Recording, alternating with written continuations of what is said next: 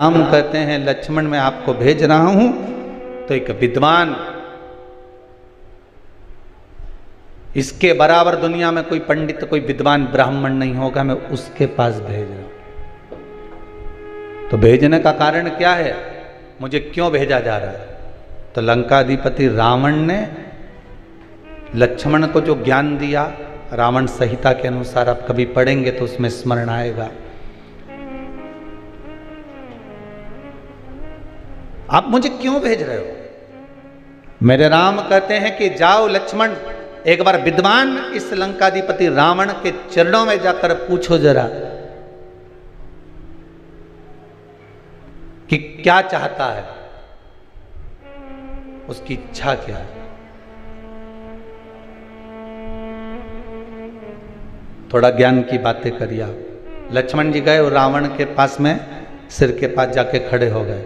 रावण ने देखा कि लक्ष्मण आए तो रावण ने अपना मुंह फेर लिया इधर। अब इधर मुंह फेरा तो लक्ष्मण जी को गुस्सा आ गया।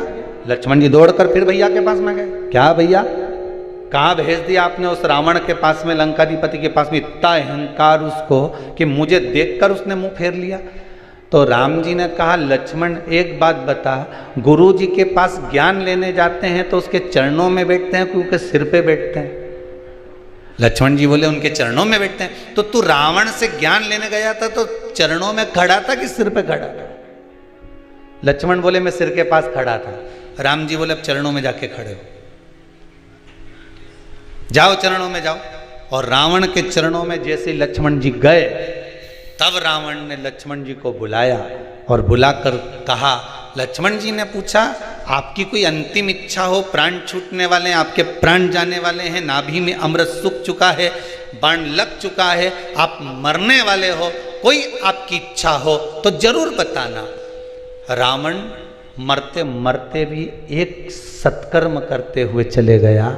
शायद दुनिया के लोग उसका वर्णन करें चाहे नहीं करें, पर पूर्णिमा शिव महापुराण की कथा आज ये अवस्थी परिवार भोपाल सरगुप्ता परिवार छत्तीसगढ़ से करा रहा है।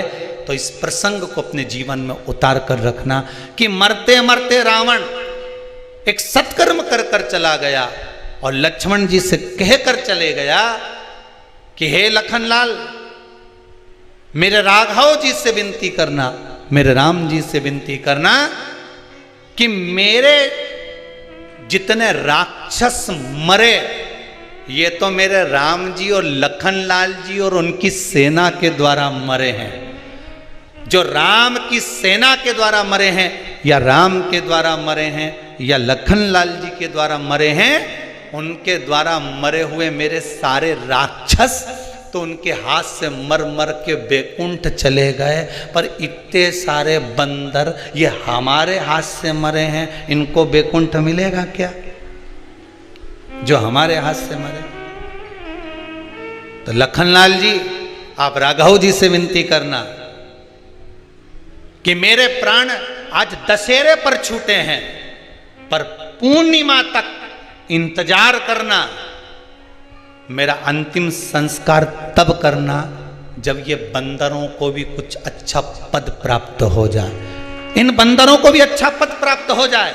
रावण का शव पड़ा रहा, मंदोदरी बिलखती रही, रोती रही, विभीषण बात और संवाद राम जी से करते रहे, पूर्णिमा तक पड़ा रहा। तब अंत बिंदु क्या हुआ, जब पूर्णिमा का चंद्र आया, तब राघव जी ने कहा, ए चंद्रदेव आप शंकर जी के मस्तक पर विराजमान हो, कृपा करो, इन रावण के साथ वालों का उद्धार तो मेरे हाथ से मरते से ही हो गया, बस इतनी कृपा और कर दीजिए कि आपकी चंद्रमा की अमृत की बूंद इन बंदरों पर गिरा दीजिए, जिससे यह पुनः जीवित हो जाए, इनको अमृत तत्व मिल जाए। ये भक्ति का तत्व है, ये भक्ति का तत्व है। रावण के तब अंतिम संस्कार हुआ।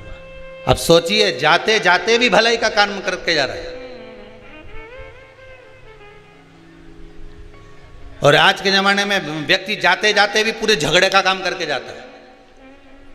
लिख के जा रहा हूं, ये मेरे शरीर को हाथ नहीं लगा।